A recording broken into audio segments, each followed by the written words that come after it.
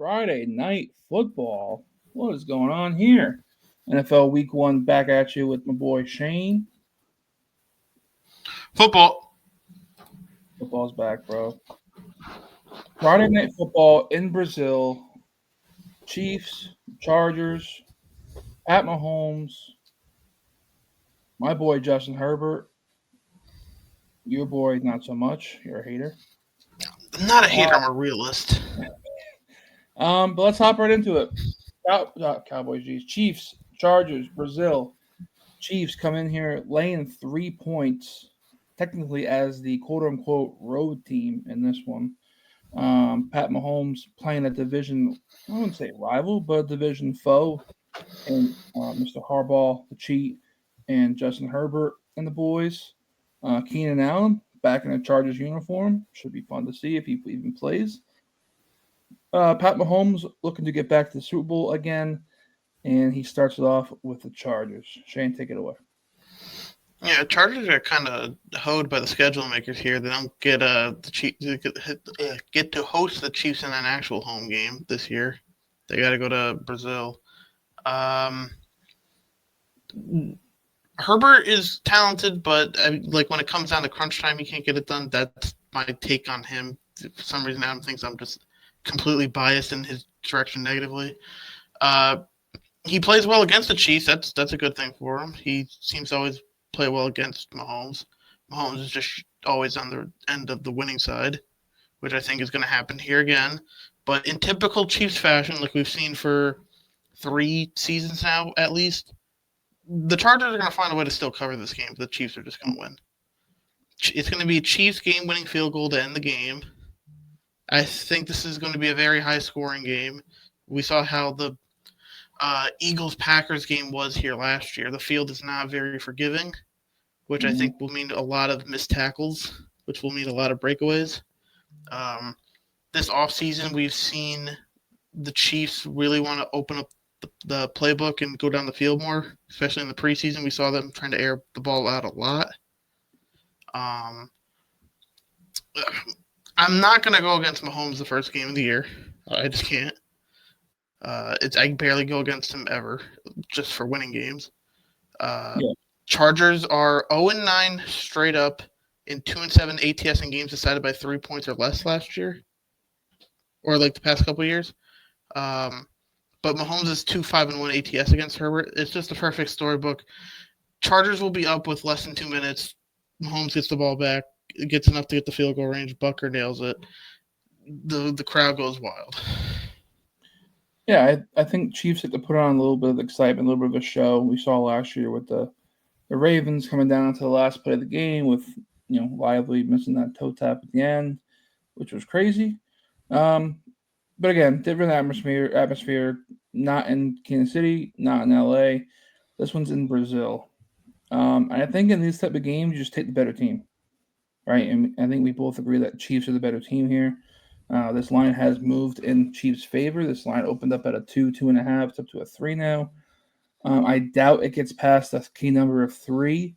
If it gets to that 3.5, there'll probably be some buyback to a 3. I would suggest, or I would guess in that aspect. But you're getting two teams here, kind of like Thursday night football when you're getting two potential playoff teams, two good coaches, two good quarterbacks. You're going to see a lot of, I think, more throwing the football on this game, especially with how the playing services have been in Brazil.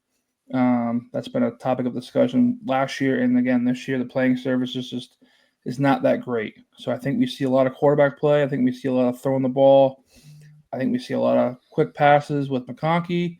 I think he's used a lot in this game, a lot of targets. I think he's a good play in fantasy this week. I don't think I have him in any league, but I think he's a good play this week in terms of volume. And I think Kelsey gets used a lot this week too. I think he gets thrown the ball plenty. I think it's unfamiliar territory for Mahomes, so he's going to look for that familiar territory. I think that's going to be Kelsey. So I think those two are great fantasy plays. Those two are, I think, for me personally, good touchdown looks as well for Friday night. So, like Shane said, I think the Chiefs win this game.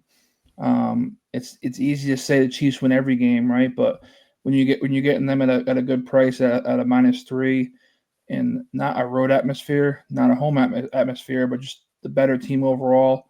I think the Chiefs get this done past the -3, if not more. Yes, the division opponents. Yes, we should expect somewhat of a low scoring game.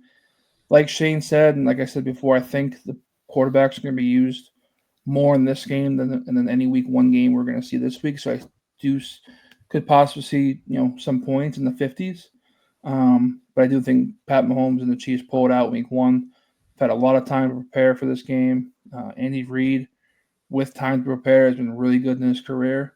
So I think the Chiefs get it done here in week one. All right, we'll get this one out of the way real quick for Shane and the boys. Giants taking on the Commanders in Washington, getting 6. This line opened up at 7. It's now dropped to a 6. Shane, any chances we see an upset here, buddy? I mean, it's a division game, so there's like always a chance. I'm not on it this week. I think the Commanders, in what I think will be a low-scoring game. I think again, first game jitters. Jay Daniels going against a strong defensive front in the Giants. The Giants' offense, massive question mark. The Commanders' defense isn't that good, but we don't know how good this Giants' offense will be, or if it will be good at all. I like the under in this game. I think the Commanders can still win by like a touchdown. I have it at 23-16 Commanders. So pretty comfortably to the under of 45.5. Again, a sophomore slump potential for Jaden Daniels. He's got to figure out how to work with Debo. No idea how the run game's going to be for the Commanders with your boy Bill Krosky-Merritt, Austin Eckler, just a group of dudes back there trying to run the ball. Yep.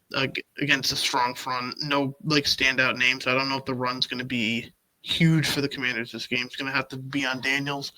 I don't know. It's hard to have a gauge on this Giants team specifically because there's a lot of change.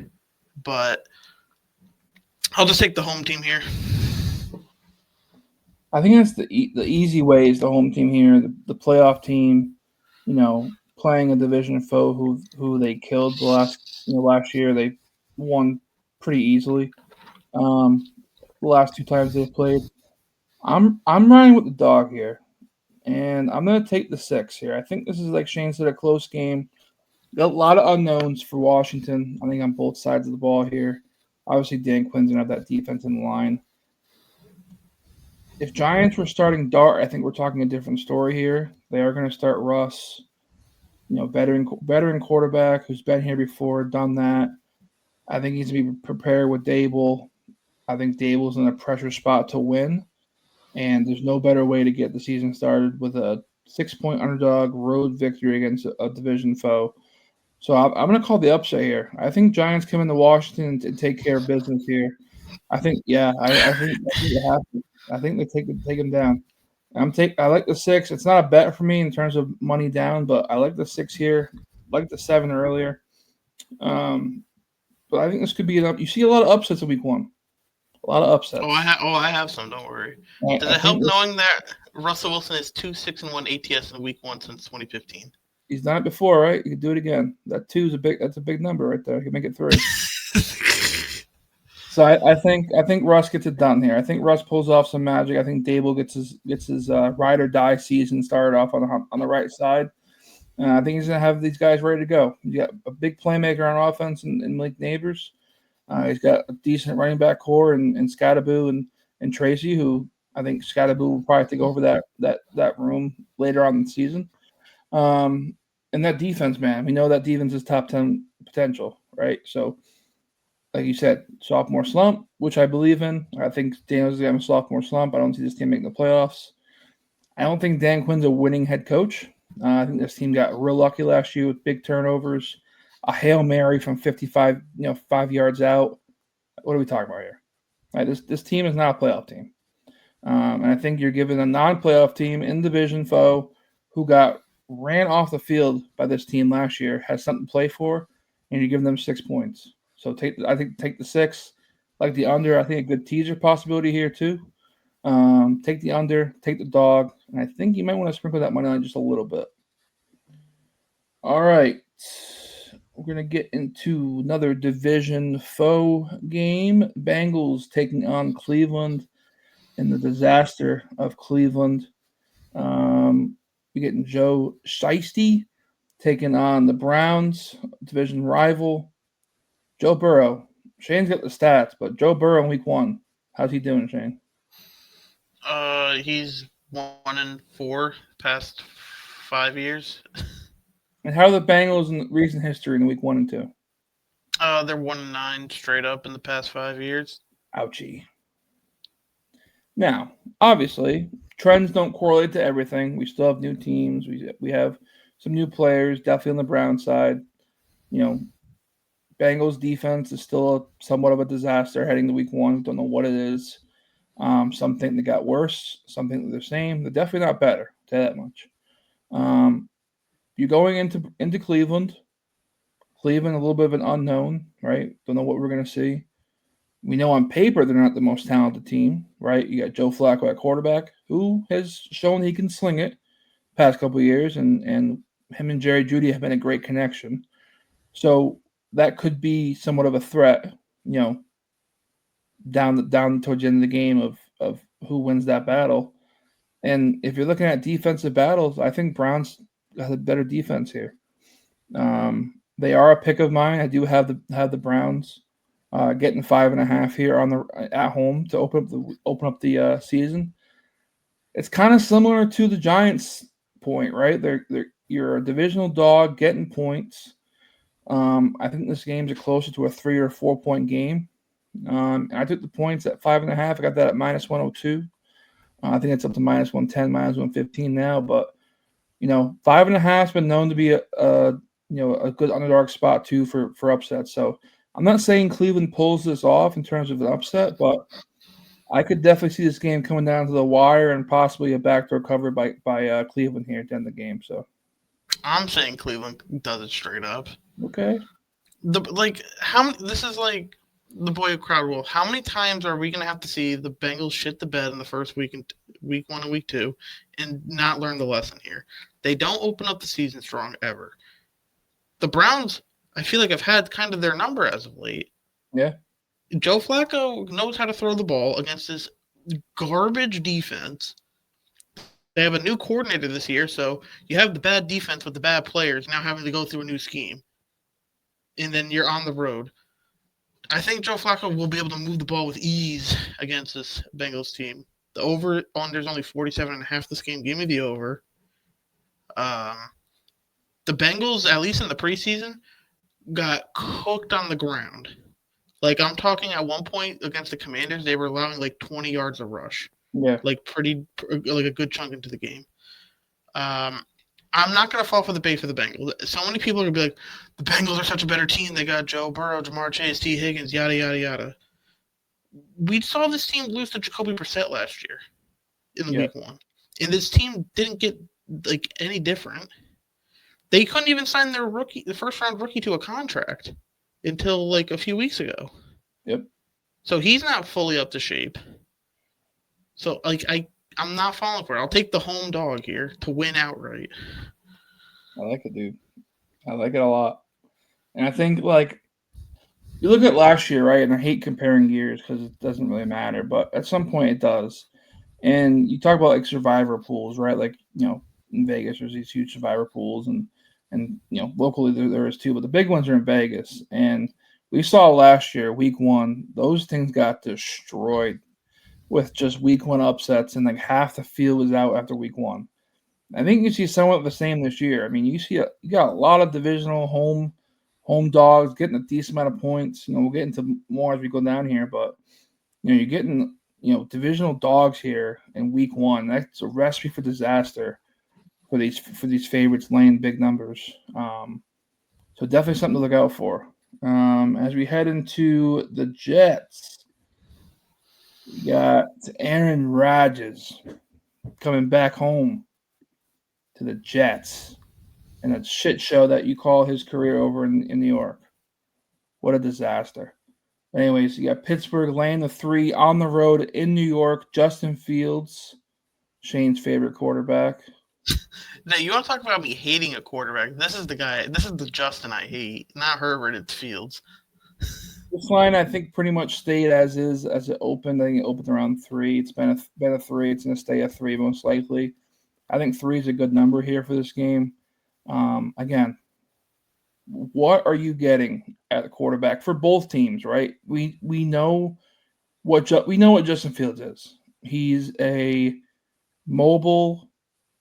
He's not gonna win by throwing the ball deep. It's going to be simple play action, a lot of QB draw, you know, funky plays out of that backfield for New York. And is there a worse spot for him to start his career with than playing against Mike Tomlin and that defense in week 1?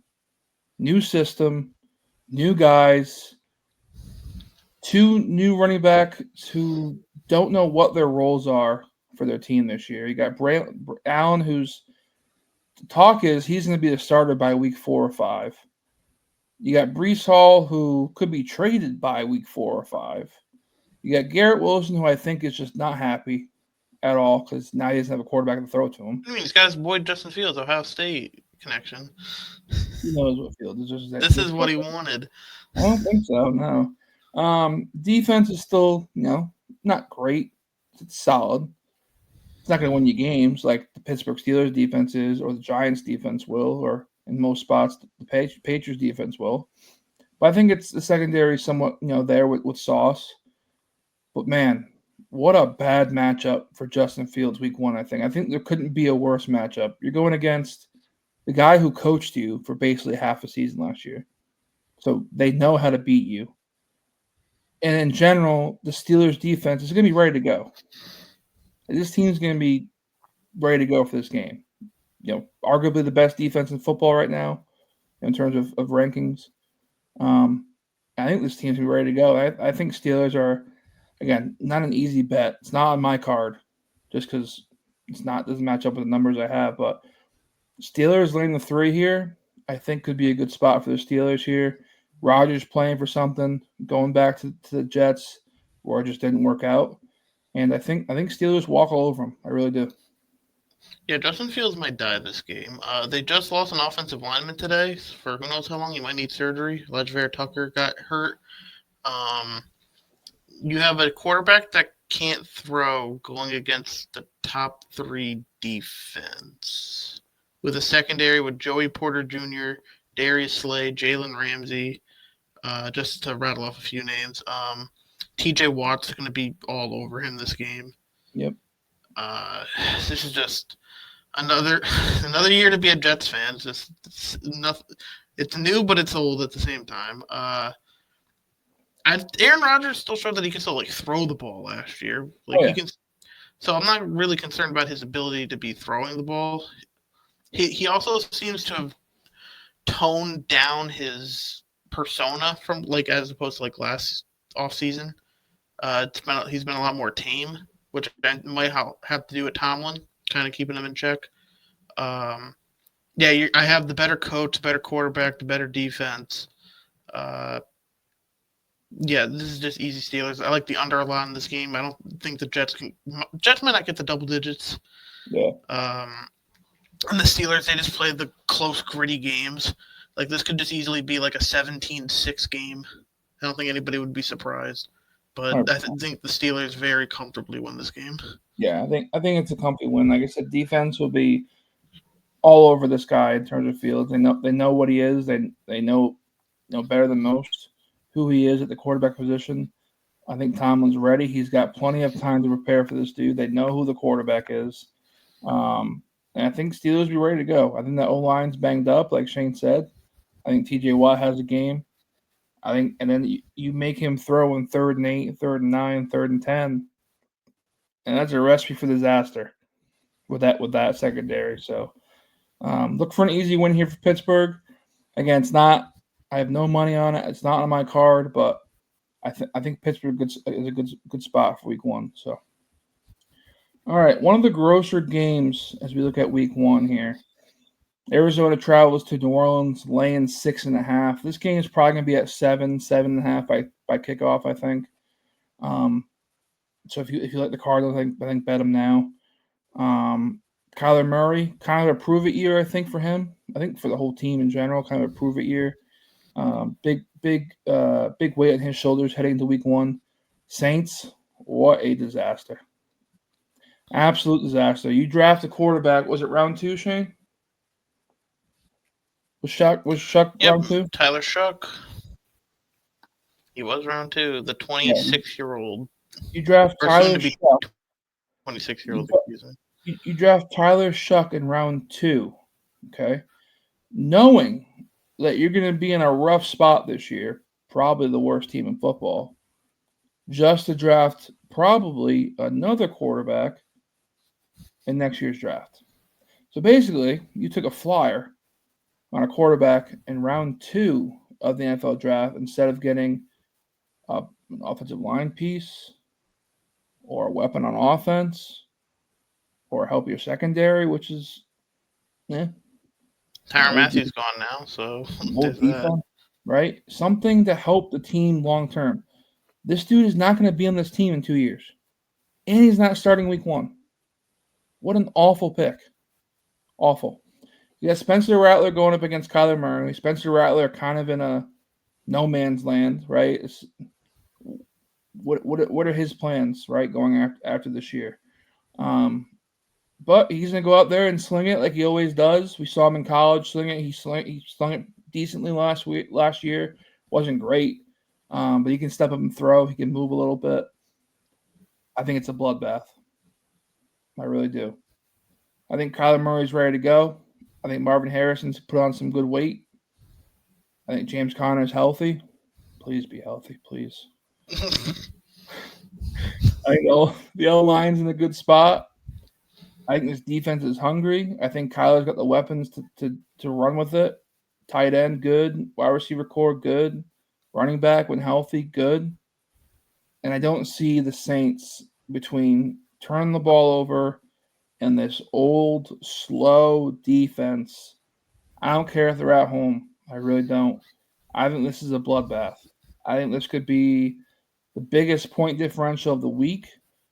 I think this game could be over by halftime. And I think it's time for Kyler to show his team in the NFL that he is here to stay. And I think the Cardinals run away with this game pretty easily. I think the Cardinals win. There's something weird. Just a gut feeling for me that this game's going to be a lot closer than it should be. I don't know why. I don't know if it's just the Cardinals not being able to stop Kamara because Kamara's just going to get the ball a bunch. But something in me is telling me that this game's going to be close. Or, like, at the end, it's going to look like it's close. Like, it could be like a backdoor cover or something. Mm-hmm. But I don't know. The Cardinals, they're a weird team. Like, on paper, you think, oh, they should have, like, a pretty good offense. But then half the time, they just fall asleep. Yeah. We saw it last year. If James Conner wasn't running the ball, like, 20 times and going on the ground like crazy, this Cardinals team stalled out a lot. And I don't know if it's just – sometimes Kyler just apparently just doesn't feel it. Like, there's some games – this is a report. Some games he went in knowing that he wasn't going to try to run at all. Like, he said, I'm not going to do some scrambling type stuff, like, before the game started. Yeah. That mentality is terrible. Yeah. Especially for someone like him. So, I don't know how he's going to come into here. I don't know if any Call of Duties are coming out soon or something. Don't know, but I think the Cardinals win. I'm not going to go crazy and say the Saints win week 1. Something is telling me, I don't know what it is, but the Saints keep this game close on, like, when you just look at the stat sheet, it's going to look close. It could be a backdoor. I don't think the Cardinals are going to be ever in jeopardy of losing this game. But I think a backdoor could be a possibility. It's, like I said, it's not on my card. It's not – nothing's going to affect me if Cardinals don't cover this game. But like I said, just on paper and what I've read, I think the Cardinals kind of just manage this game to a T with both the quarterback run game and the run game in general. You know, Trey Benson's not talked about too, but I think Trey Benson's going to be an impact back this year too. I think he's going to get a little more, extra snaps, trying to save James Conner's legs to get late in the season to keep him healthy. I still think, Conner in terms of red zone is going to be a good threat for them. yeah, I think the Saints offense in general, just turn the ball over is going to be a big thing for them. I think this heading into week one. I think Rattler, we've seen some erratic throws. Definitely can sling it, but we've seen some crazy throws that lead to turnovers, and in the NFL, turnovers lead to points. So, like I said, I think Cardinals run with this game. Would I be surprised if the Saints backdoor cover somehow? No, because it's week one in the NFL, but gut feeling is Cardinals with the points. So, all right. Patriots, Raiders. Raiders traveling to New England. A lot of history between these teams this year. A lot of, you know, familiarity on both sides. You got Josh McDaniels coming back home to New England, former Raiders head coach, which was a disaster. You got Jacoby Myers on the Raiders, who put in a trade request 2 weeks ago, who still hasn't been traded, and is now former Patriot on the Raiders. And you got the owner of the Raiders, and Tom Brady, who will be there week one. Um, and we all know who Tom Brady is. So a lot of familiarity there. A lot of, I think tensions will be high for some people. I think Josh McDaniels needs to have a huge game for them. But there are some injury concerns for the Patriots. Um, Gonzo probably not playing. Best player on the team in New England, cornerback, young guy, young stud who has had some health issues to start his career. And then Stephon Diggs is still a question mark as well. Heard say that he is good to go, but he is a veteran wide receiver coming off a tough injury. So does that mean 60% of snaps? Does that mean 50% of snaps? Does that mean 5 targets? Does that mean 7 targets? No, we don't. I don't really know. I don't know if they know what he's going to be in terms of impact in week one. Raiders are on my card, as we'll show later on. Um, the line itself is weird because on most books it's 2.5 minus 110. I got 2.5 at plus at even money. DraftKings is offering a +3 for Las Vegas, juiced up to minus 120. Feel better with that? Take that. As a Patriots fan, this kills me to say, but Raiders win this game. I'm with you. Raiders win this game. You got Geno Smith, who I know it's a different system, different head coach, same type of players on defense, who absolutely sliced and diced this defense last year. Yes, the Patriots defense is better up front, but you're losing Gonzalez for the game. You just lost Jabril Peppers because you just caught him, right? You got Carlton Davis, good, cool. But you just saw Geno slice and dice this team last year with Seattle. And I think just week one, new coach. Yes, both brand new coaches. Pete Carroll is going to have this team ready to go. I think he brought a lot of energy to Las Vegas. He knows Geno from his time in Seattle. You got Genty, Myers, Brock. I think they're an overall better team. It's really close in terms of like just overall power rankings. But at this point, I'm getting the better quarterback. I'm getting the better running back. I'm getting the better weapon on offense. I'm getting the better head coach. So this team, the Raiders, at 2.5 plus 2.5, take the money line, is on my card. I do have coin on them, and I think Raiders come into New England and unfortunately whoop that ass. I don't think it'll be a whoop that ass, but the Patriots are favored in this game, and teams that won 4 or less games the season before and then are favorites in week one. 8-13 ATS over the last 20 years and 0-5 ATS since 2019. Patriots, a lot of they're gonna have to do a lot of learning this season, like figuring things out because there's a lot of change. I think they'll be a team that starts off slow because of that, but then once they find their rhythm, they become a solid team. And then the Raiders, on the other hand, they'll probably be a team that starts off decently, but then plateaus, and it will just be middling. You're just good. It's experience versus inexperience here. I'll just take the more experienced side in the Raiders. I hate it, but I like it. All right, I think kind of the sleeper game of the week so far that not a lot of people are talking is this Buccaneers Falcons divisional matchup. Buccaneers laying 2.5 now. I believe it's open at 1.5. Still not a key number in football, not up to 3 yet, but it shows who's on what side. The pros are laying the points with Baker and the Bucks team, divisional winners the past 2 years, 3 years. A while. Even I think they won it with Brady, Brady, and right? then they've won it since Brady left too. So So you're going on a streak of division winner for Buccaneers here. Falcons year 2 for Penix. Penix, Bijan, Kyle Pitts, Drake London, Mooney. Pretty solid on paper, offensive scheme for Atlanta. Buccaneers, you got Abuka in there now with basically the same team as last year. Godwin, is Godwin good to go, or is he still I don't pup? think he's not playing week one. He's not on Yeah, the pup, but he's not playing week one. kind of like a Diggs situation. Diggs is I think Diggs is gonna fully play, but Diggs is better off. Yeah, Godwin's gonna hold off like the first couple weeks. yeah. So Godwin's be banged up. Abuka's gonna be the number 2 behind Evans, who hopefully can stay healthy this year. You get two good running backs with White and Bucky, and then Baker Mayfield, who played just great football last year. Um, two veteran defenses, two defenses I think will play pretty well this year. Um, this one's tough. The mind of me says Buccaneers with the better quarterback, but the game itself just feels like Falcons home dog, like kind of a last second winner here for Atlanta. Michael Penix, first home opener for the team. He's got a good core around him. He's got the running back to be the game manager. He's got the wide receiver outside in London who he loved when he started playing full time.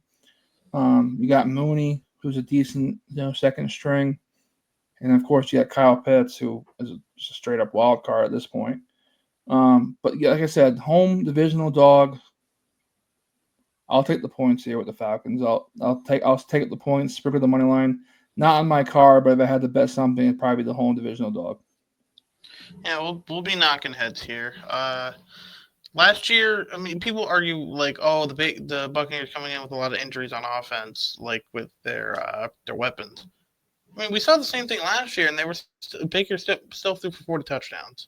I don't think Yeah, this offense is going to slow down anyway. The offensive system is still going to be close to the same, even though they're having another new offensive coordinator, as Liam Cohen's not there. But you still got Baker, you got Mike Evans, you got Bucky Irving, you bring in Emeka Egbuka in the first round.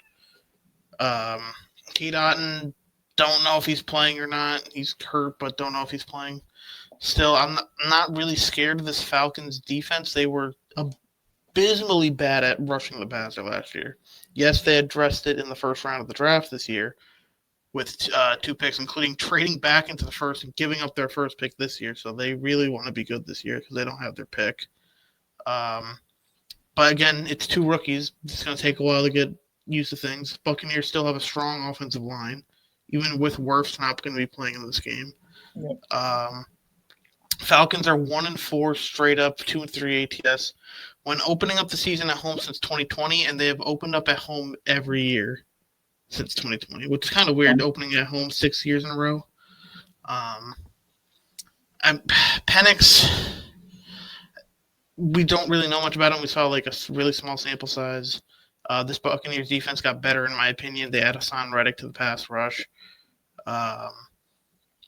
Baker, I don't think he's going to have as good of a year as he did last year. I think anybody would be crazy to say he would be able to match what he did. Yep. But I don't think he's going to regress to the point where the Bucks aren't a tier above the Falcons overall. So I will take the Bucks here in week 1. Listen, I don't hate it at all. I mean, you're getting a really good team here, laying small points on the road. You're getting the better quarterback. I think I'm not a huge fan of Todd Bowles. but I think Baker's the better quarterback here as of right now. I think it's a good game. I think it's come down to last possession. I think Atlanta will have a shot to win it at the end at home, and if they do, I think they have a good shot. So, all right, the Dolphins taking on the Indianapolis Colts, new look Colts at home. Rest in peace, Jim Irsay. Rest in peace, Anthony Richardson. Yikes. Tua, Dolphins getting 1.5 on the road in Indy against Daniel Jones. Shane, you know what that is, Shane? You know who Daniel Jones is? I might know a thing or two about that guy. I might know a thing or two. All right. Well, he's playing for the Colts, if you didn't know, and he's the starting quarterback, and he's favored in Week 1. Okay, crazy stuff. He's playing Tua. Dolphins are like the definition of like mid. I think expectations are this year for them. Kind of a lot of unknowns. I think the front office is a disaster. I think Tyreek Hill is an unknown for this team right now, even though I think he's going to be pretty good. Um, but yeah, I think you got two teams here, both kind of a lot of unknowns heading to Week 1. Unknown for the Colts is your quarterback, which is a big unknown. Danny Dimes playing quarterback for you is a big unknown. And two coaches I think that are on the hot seat to start the year. I think Steichen just has to lean on Taylor a lot if he can stay healthy, lean on the offensive line. Defense, I think, is kind of underrated a little bit. I think they got some guys in that defense. And you got Miami who basically coming in here with a lot of question marks. So We talked about this earlier, like how in the Bengals Browns game, it's a team that doesn't perform well in the first game season. That's the same thing with the Colts here. They are 2-14-1 straight up in ATS in Week 1. Their past 16 Week 1s, so not a very good track record. Daniel Jones got to figure out the offense more. This is the best setup he's had in terms of weapons, offensive line, and whatnot. That he ever had with the Giants. Do I agree that the Colts should be favored in this game? No. Do I still think I am a firm believer that the Colts will be the winners of this division this year? Solely because we've seen Shane Steichen work with Gardner Minshew, on again, off again, Anthony Richardson.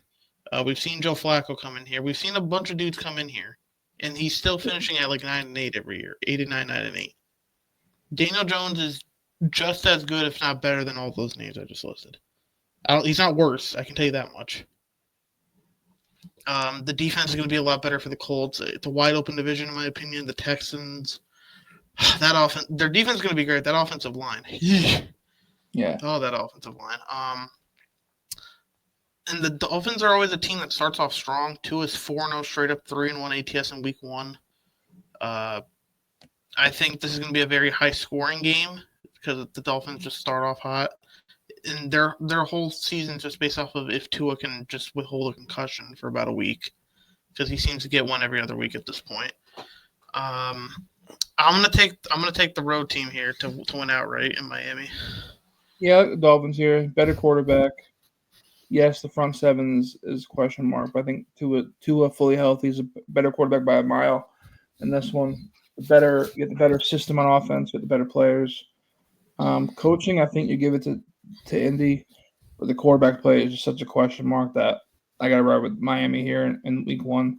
Don't love it, don't hate it, don't really care who wins this game, but if gun to my head, I'm taking Miami here in this one. All right, another crapshoot in my opinion. Panthers taking on the Jacksonville Jaguars in Jacksonville. Jacksonville laying 3.5 at home against Carolina. I don't think we've seen too much line movement in this one. I think this line's kind of just stayed put for the most part. I don't see it going up, going down too much. If it drops into 3, you'll probably see some buyback and get back up to 3.5. But off the rip, just me looking at this game with just my eyes here, I think the 3.5 is kind of a bait bet here. I think they're begging to take Panthers with the 3.5 points. If I had to, again, not in my card, not a team I look to bet on this week, but Jaguars laying the 3.5. I just think the question marks on Carolina is a little bit more than what's on Jacksonville. I think Jacksonville's a kind of like a little bit better version of Carolina itself. I'm taking Lawrence. I'm taking the running backs on Jacksonville. I'm taking the wide receivers on Jacksonville. Um, the coach is like a toss up at this point with these two. But I'll take the home team laying the points here. Just taking the better team in this one. Two offensive-minded. This seems to be a shootout. Both offensive-minded head coaches. Bryce Young at the end of last year looked like he was starting to figure something out. I don't know if it's because expectations were thrown out of the window and he could play loose or what. You bring in Ted McMillan to be his new number one, so he's got what should be a reliable number one option. Jaguars add Travis Hunter, so you got BTJ and Travis Hunter. It's looking like Travis Hunter is going to be a primary offensive player this year, and because he's a backup corner for them right now, but he's going to be probably starting in the slot for Jacksonville, so he'll probably see a lot of short action stuff, just get the ball in his hands and see what he could do. No idea what the Jaguars are doing in this running back room. They listed Etienne and Bigsby as the starters.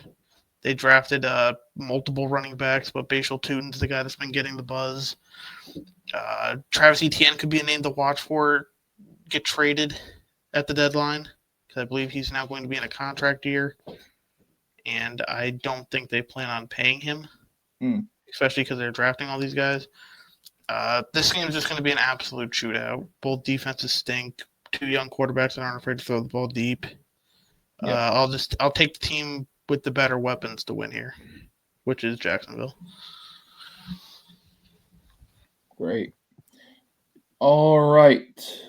Oh, not that one. Sorry. Titans, Cam Ward taking on Bo Nix and the Denver Broncos here in the Mile High city of Denver.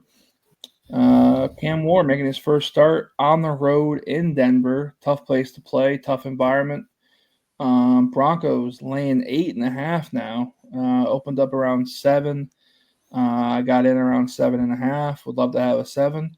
But now up to 8.5. Shane's got some interesting stuff on week 1, the rookie quarterbacks. But just for me, in terms of just a stethoscope, I think it's a tough spot for Cam Ward. I think Broncos are ready to show that they're here to stay after last year. I think if any quarterback is not going to have a sophomore slump, it's Bo Nix. I think he's got the veteran status from college, played a lot of football last couple of years. Smart kid with a quarterback whisperer in Sean Payton. I think he's going to put him in a good position to succeed this year in terms of keeping him safe, not putting him in tough spots. We'll definitely lean on him more this year with the second year, but I think if anybody does not have a sophomore slump, it's going to be Bo Nix. Like I said, I like the Broncos here laying the 7, 7.5. 8 is probably the most I'd go here with them. I do think it's a double-digit victory. Pretty easy win here at home for Denver against a rookie quarterback and Cam Ward. So this is probably a worse draw than Justin Fields for the Jets in week 1, because you're going into Mile High as a rookie quarterback, facing up against what could be the best defense in football in the Denver Broncos. Calvin Ridley is just going to be put in a box by Pat Surtain. As in terms of Cam Ward, a number 1 overall pick QBs are 5-22-1 straight up and 8-20 ATS. In their debut since 1970, Bo Nix is 12-5 ATS from last year, 8-0 straight up in ATS as a favorite. Sean Payton is literally just building this team as if it was the Saints a couple years ago. Bo Nix is built like Drew Brees, pretty much, except he's mobile. He now gets his double running back tandem. J.K. Dobbins is your Mark Ingram. R.J. Harvey, who they just drafted in the second round, is going to be like Kamara. You get a kind of like a guy you can move around all over the place in Evan Ingram. That's your Taysom Hill. You can move him around. Evan Ingram goes in the slot. You have your go-to number 1 option in Courtland Sutton, veteran dude who can go up and get it whenever he wants. That's like your Mike Thomas. You have a strong defense, and you're at home. playing against a rookie quarterback, and their number 2 receiver for the Titans, Elick Manor, the rookie out of Stanford. Yep, he's a 4th-round pick, I believe, overtaking Van Jefferson for a starting job. So not a whole lot to work with there. If the Titans in a realistic world, they would love to just run the fuck out of the ball here, but they're not going to be able to against Denver. Yeah. The Broncos, I think, will be ahead this entire time very comfortably. This is another under spot I like because I don't know how much the Titans are going to be able to do. And the Titans, I think, down the line and down the season could be a frisky team depending on how Cam Ward starts to develop and gets comfortable. But this is the worst draw possible for a rookie quarterback in his first game. Yeah, I see like a 27-13 victory here for Denver.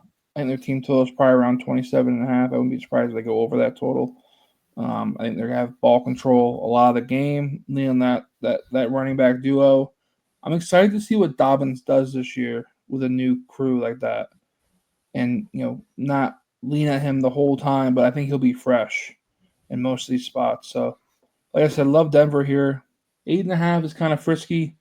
But if we have to lay 8.5, lay 8.5. But like I said, I'm on the -7.5. Love the spot we're in here with the line movement. But yeah, I think it'll be an interesting game. I'm not saying Kenmore anywhere near bad this year, but like Shane said, your first game is in Denver, 4 o'clock game. Playing against a veteran coach, a good second-year quarterback with a great defense. I think it's just a recipe for disaster here for Cam Ward. So lay the points. Good parlay piece, I think, is Denver this week too. Good survivor pick is Denver this week, going up against a rookie quarterback. But yeah, love Denver here in the spot at home. Next one. This might have been my toughest game to pick just from an eyeball standpoint in terms of just overall game and scheme. A lot of unknown for both teams, I think. Health is going to be huge for San Fran. Sam Darnold, new system, just got paid, not in Minnesota anymore. Going to be interesting to see how that plays out with that offensive line. Weapons are not what he had in Minnesota. Your number 1 wide receiver is Jackson Smith-Njigba. Next is an old veteran Cooper Kupp, who we don't know how much he has left in the tank. The Rams are willing to let him walk away without any blink of an eye. So, in terms of that, I kind of lean 49ers here. I hate to go against a home divisional dog in Seattle. But yeah, not love. I like the Niners here in the spot, fully healthy, instead of obviously not with Ayuk, but Shanahan, weeks to prepare for this team in a road environment. Been there, done that. I'm taking the Niners later points. This game is the perfect example of trends versus what is actually like presented in front of us. Because the trends say this should be Seattle covering all day long. However, I am not a believer in Sam Darnold at all. We've seen him struggle all the time. Then he went to a really good fit for any quarterback. We've seen Nick Mullins perform well for the Minnesota Vikings. And now he's going to Seattle, whose offensive coordinator, Clint Kubiak. Yikes. I'm not a big Clint Kubiak guy. They want to run the ball a lot. I don't know how you're going to do that against a Robert Saleh-led defense. I get the Niners are a bit younger on defense now. It's not the same Niners defense from a couple of years ago. They still got Nick Bosa. They still got Fred Warner. They still got dudes that can play. CMC's looking a lot better than he did last year. Like, even in practice last year when he was coming back, he looked like he just couldn't run the ball at all. Like, he couldn't move his legs to save his life. This year, it's looking a lot different. They did trade for Brian Robinson. We'll see what that actually means for how much he doesn't see the field as much. Maybe CMC doesn't get as many goal line touches, which might be good for him because he's not having 10 dudes jump on top of him on the line. But way better coach, in my opinion, in Shanahan versus McDonald. Then you've got better quarterback. I'm taking Brock Purdy every day of the week and twice on Sunday against Sam Darnold. Defenses, I think, is actually pretty comparable because the Seattle defense is going to be good. That's what McDonald's building this team off of, good defense and run the ball. But the problem is Kenneth Walker can't stay healthy to save his life. So I don't know. He's not going to be able to run the ball. I mean, they got Charbonnet, but I don't know. The Niners, I think, are due for a step up from last year. They dealt with a ton of injuries. They're still dealing with a couple right now. Juwan Jennings should be good to go, I think, though. Ayuk's obviously not there. You still have Kittle, you have CMC, Ricky Pearsall's there. Offensive lines always seems to play well for this scheme, so I'm not really worried about the offensive line. The 12th man's going to be there for Seattle, but it's not going to be enough. Then I think the Niners handle them here. I agree. All right, possibly game of the week. I know we got a couple great games coming on the stretch here, but you got the Lions taking on the Packers. Micah Parsons, brand new to Green Bay, got a little back issue. Don't know if he's going to play or not. He'll be playing. Lions opened up as 1.5 point favorites, now getting 2.5 on the road. Woof. Tough spot here for the bookies. I don't know, who put the dollar bills on the Packers, but that line's moved, 4 points the opposite way instead of if you're a Lions backer. In terms of line movement, it says the Packers should be a good spot in the money line. If you want to lay the juice, Packers at -2.5, still a good spot. I mean, still a good spot in terms of points, in terms of key numbers in football. Could you win by 3 and you still cash? I am so undecided in this game, Shane, that I don't know. I mean, You the want me line to break move, it down for you? the line movement definitely is part of Parsons being there. Obviously, he's not a 4 point player. He's not a quarterback. On the other hand, you have the Lions with a lot of new things this year. 2 coordinators, brand new coordinators. Running backs are still there. Still got the wide receivers. Laporta's still there. O line is a little different. Yeah, Shane, break it down for me. Let me know what's going to happen in this game.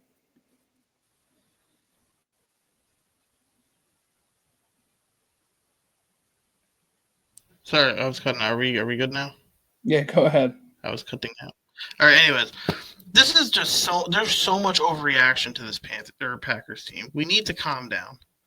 This team went from what many people thought was a fringe playoff team to now they are just Super Bowl favorites because they got Micah Parsons. First of all, Micah Parsons is not playing the full game this week. I'm sorry. He's not. He's not going to learn this playbook, get these injections in his back, and be ready to go immediately. This is not going to happen.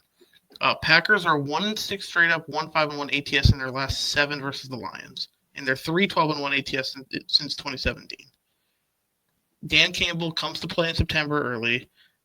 This Packers run defense, I don't think is going to be that good, and that's a problem for them because the Lions are going to look to run the ball a lot with Monty and Gibbs. I think the Lions might be able to just run all over the Packers in this one. The line movement's just ridiculous in my opinion. That's like a 3-point swing, pretty much. Very overreacting when the Packers are going against the team that beat them up last year. Was the number 1 seed in the NFC last year. I get they're losing both their coordinators. I'm not as high on the Lions as other people are, but this is some overreaction right now. I will take the Lions here to win outright against the Packers. Again, can't hate it. I'm just so undecided here. If it gone to my head, I'm taking the Packers because of the line movement at home, week 1. But man, tough game. I think it'd be a great game to sit down and just watch with no money on it. I think it'll be close towards the end with obviously a 2.5 point spread. Expectations are a close game. I think you could see a shootout here too. I think you could see a lot of points scored. Both teams in the high 20s, low 30s. So safer bet might be an overplay here, but great game. One of the best games we're going to see this season. So, all right, next one we got the Rams and the Houston Texans in LA, Week 1. Stafford with the back. He looks like he's good to go. CJ Stroud with the O line. Not looking too good. Shane, I think you're pretty high on one of these teams heading into Week 1, and it's not the team. Yeah, one of these teams has. It's not I have the a team. Super Bowl winner in this game, but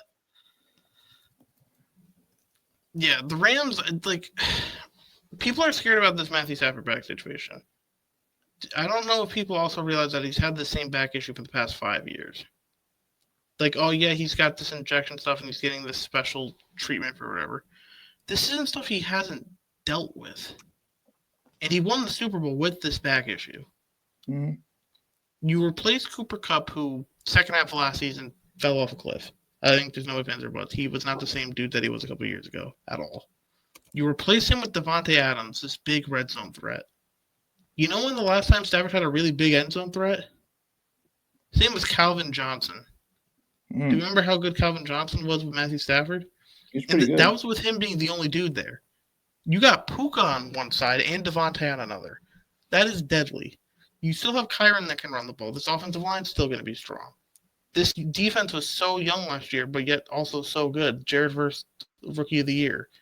I think their defense takes another step up. You have arguably a top, or I won't say arguably, top 3 coach in the league in Sean McVay. Like, there's not many people I would take over him.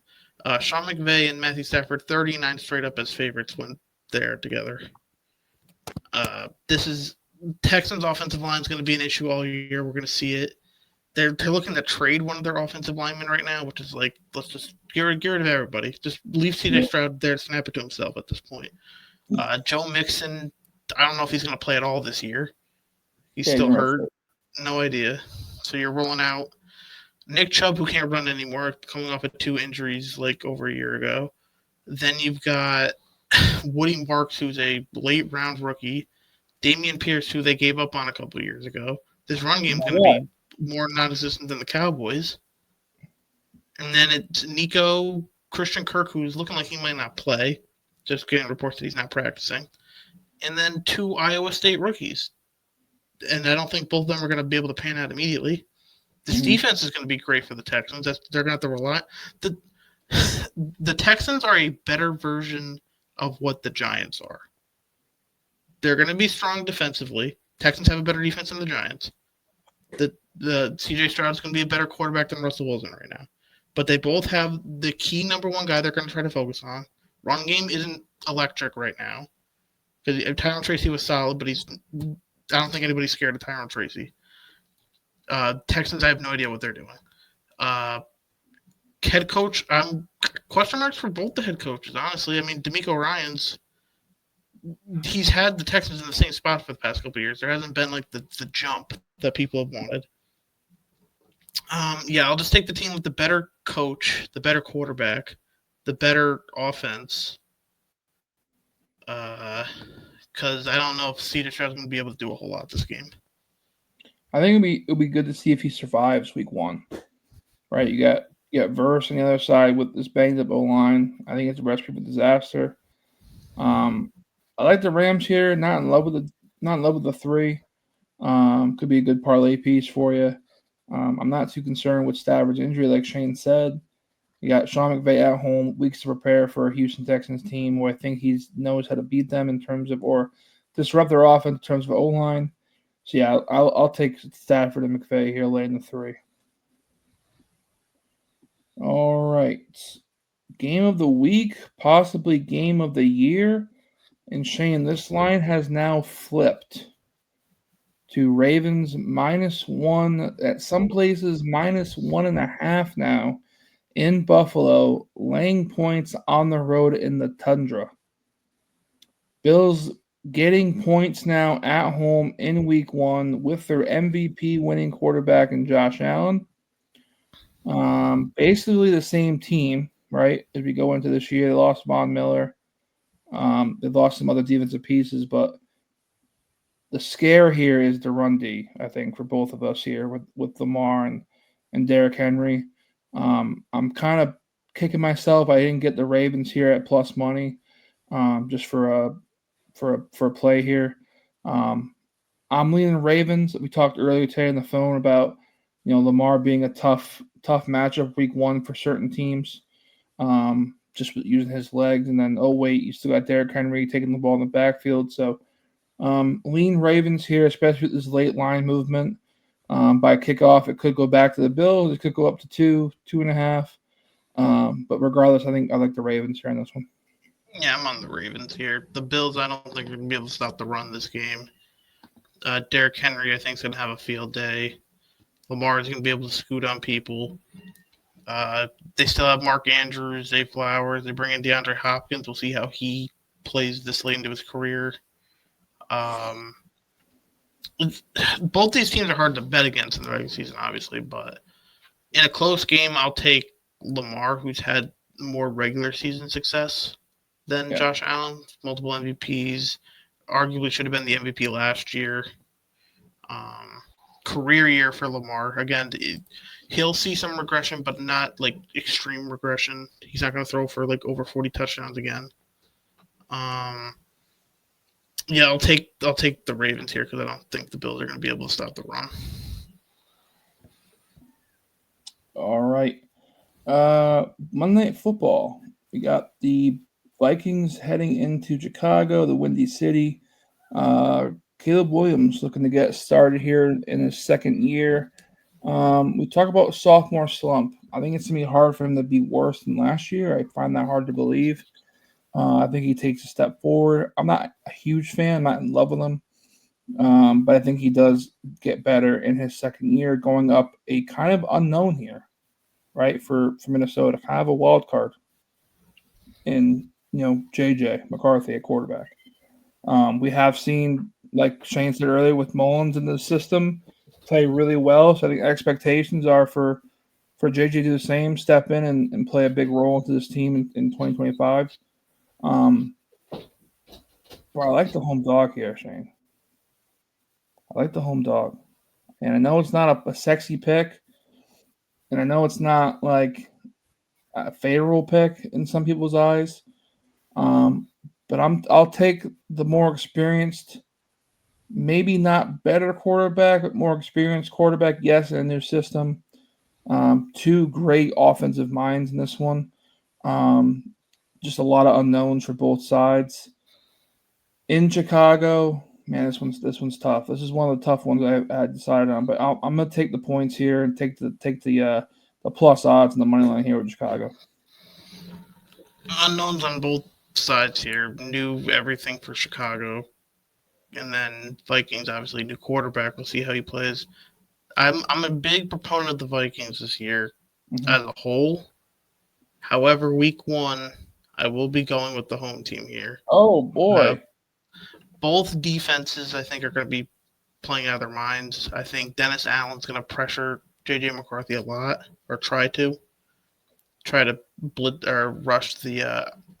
Can't call him a rookie, but his first career start. yeah, And then again, I think Flores is going to do the same thing. Caleb, we know Caleb is under pressure. Yikes.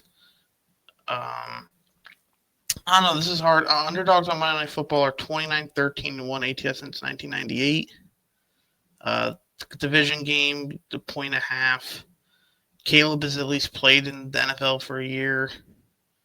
JJ slightly or Justin Jefferson, I'll say, because there's two JJs there now. mm-hmm. Jefferson slightly banged up. He's going to play, but we'll see how uh, fresh he'll be. Addison's not there. You bring in Adam Thielen a couple days ago. Don't know if he's going to be able to play the full amount of the game. You have Hawkinson there. The Bears just have just as good as, I won't say just as good weapons, but they're loaded on offense still. They got guys. Yep. On paper, this offensive line should be a lot better than it was last year, but we will see. I'll take just give me the home team here and what I think will be a low scoring game because of the defenses. Yeah, I think this is a kind of a slugfest. Opening night, opening week, Monday Night Football. A lot of tension, a lot of nerves with JJ. Expectations will be high. I like the Bears here with the experience at quarterback. Again, one more year, yes, it matters. Um, but yeah, I think overall the Bears have a better game here, better season. I think Minnesota still has a better season, but I think Chicago pulls this one out in week one. All right, we're gonna get into picks for the week. If I pull this up here, let me get back to here. We'll get Shane back in here, and here we go. All right, Shane, I'll let you go first here. Just let us know what we got. Week 1, first set of picks for you. All right, we'll keep this kind of short and sweet here. Chiefs Chargers over 45.5. I think you got two prolific quarterbacks on a bad field. I think there's going to be a lot of sloppiness, which will lead to a lot of broken plays, which can lead to a lot of points here. Give me the over there. Steelers and Jets under, two teams that are going to try to lean on their defense in the run game, I think, to start off the year. Justin Fields is a cone. I'm not going to take him to score any type of points. Dolphins money line. I just don't agree with the Colts being favored in this game. Miami starts off hot. Indy's known for starting off very cold. Panthers Jaguars over 46.5. Two young offenses with quarterbacks that like to sling it. Defenses that I think I could score on if I wanted to. I don't see a lot of stops that game. And then the Lions money line. I think we got to steam or cool off on the Packers just a tad. I know everybody's hyping them up. I don't think we see a full alignment of Micah Parsons, as I mentioned earlier. I think Jared Goff's the better quarterback. We need to see some consistency out of Jordan Love. And Jaden Reed's probably not going to – he wants to play this week. I don't think he will play. We don't know how Matthew Golden's going to be involved. I think the Lions are just going to be able to run all over the Packers and get the win there. Awesome. That looks like a 5-0 card to me, Shane. We got one more 5-0 card here with mine. Eagles on Thursday Night Football. We got Browns at plus 5.5, getting the points in a home divisional dog situation with the Bengals, and we know how they start off slow in weeks 1 and 2. Season value there at the plus 5.5 at that price. Raiders we talked about. Geno Smith coming back to New England after having a great game last year against his defense. Yes, different scheme. Same type of personnel. I think he has a good game with Christian Gonzalez out in secondary for New England. Plus, New England has new people and some injuries on offense as well. New scheme for Drake May in year 2. I like the Patriots in the year going forward. I think the Raiders with the more experienced quarterback, better head coach, and more experienced weapons on offense and defense, I think come into play here. And I like the Raiders plus the points. Maybe sprinkle that money line as well, but I think it's a close game throughout. Take the 3-2 if you want to lay a little bit more of juice, but I saw the value here at plus 2.5 at that plus money. Select that there. Heading to Mile High in Denver, taking on Cam Ward in week 1. I got this line at minus 7.5, it's up to 8. Most books probably 8.5 by kickoff. Like I said in the show earlier, Cam Ward, love the kid. I think he's had a great career, possibly even a great year. But I think in terms of week 1, expectations will be low. I think playing up against a top 3 defense, playing against a coach who knows what rookie quarterbacks are all about in Sean Payton, playing against a quarterback in year 2 with Bo Nix, who I think has played a lot of football in his career, knows how to win, showed it last year that he's been great as a favorite, been great at home, and I think takes care of business in week 1, leaning on that running game, but also leaning on Bo Nix to move the ball pretty well at the field in Denver at home. And then final pick is Sunday Night Football, Ravens taking on the Bills. Talked about some late line movement today in terms of the Ravens now 1.5 point favorites. Took them on the money line at minus 110. Like I said, probably the worst quarterback to play early in the season.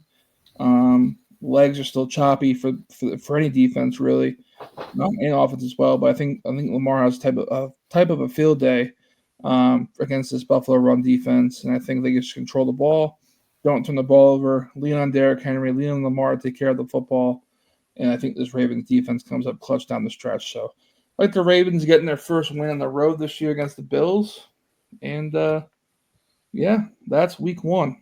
Week 1 in the books here for us. We'll be back for next Thursday in terms of Thursday Night Football. But yeah, man, week 1 in the books, man. Hope you guys have a great week. If you're tailing our bets, please bet responsibly. And let's have a nice 10-0 week to start off week 1. So we'll catch you guys back next Thursday. Catch you later.